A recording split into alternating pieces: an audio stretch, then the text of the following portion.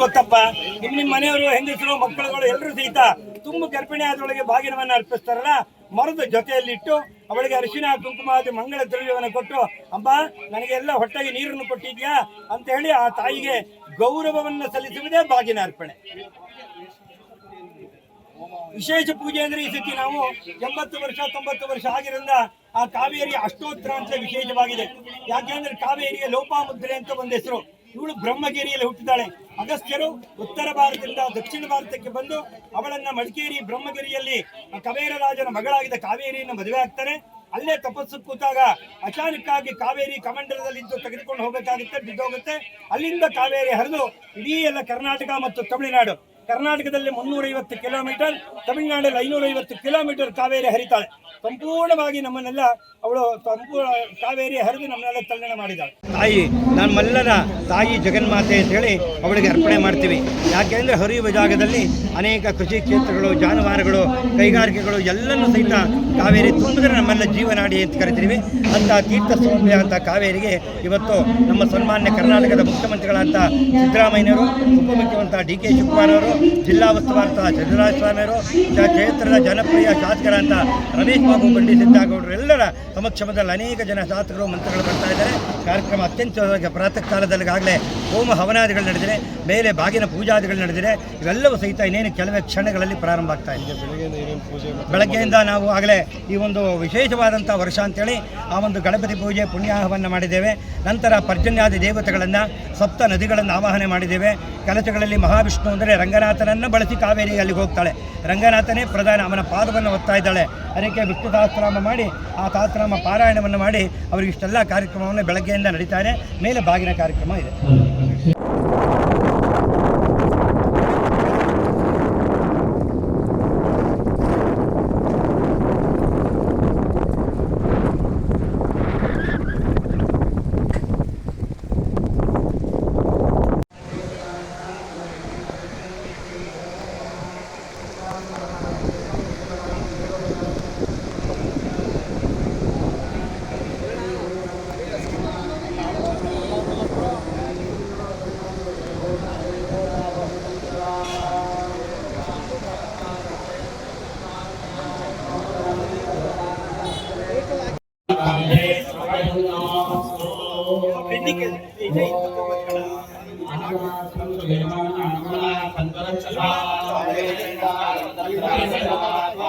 ಎರಡು ಬಿಂದಿಗೆ ಒಂದು ನೀರು, ಒಂದು ಹಾಲು ಇದೆಯಾ? ಆ ಕಡೆ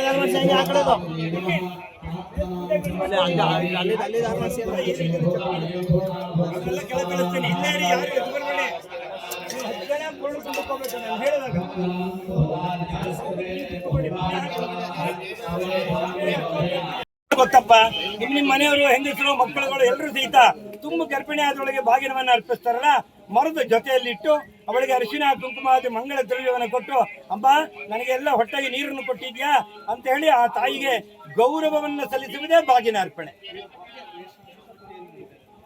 ವಿಶೇಷ ಪೂಜೆ ಅಂದ್ರೆ ಈ ಸತಿ ನಾವು 80 ವರ್ಷ 90 ವರ್ಷ ಆಗಿರಿಂದ ಆ ಕಾವೇರಿ ಅಷ್ಟೋತ್ತರ ಅಂತ ವಿಶೇಷವಾಗಿದೆ.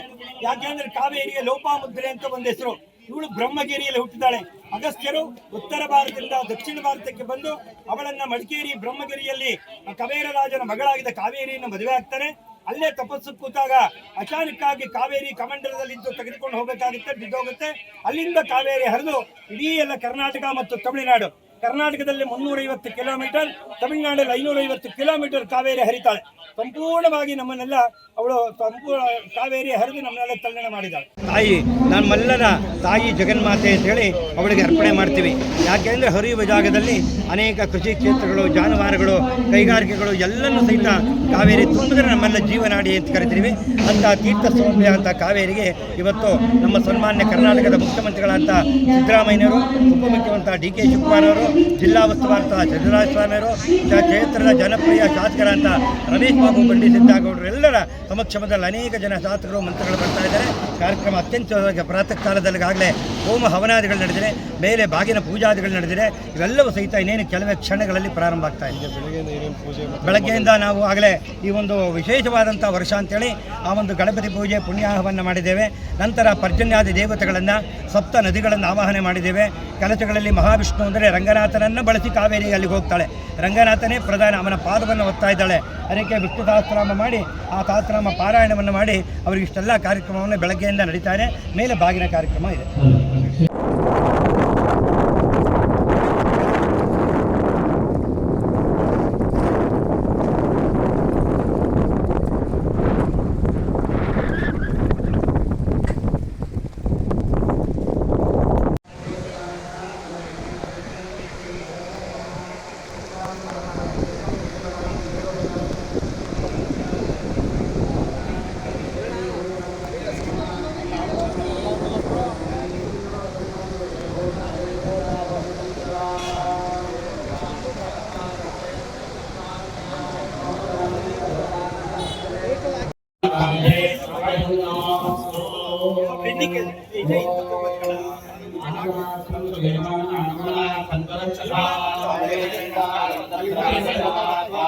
ಎರಡು ಬಿಂದಿಗೆ ಒಂದು ನೀರು ಒಂದು ಹಾಲು ಇದೆಯಾ?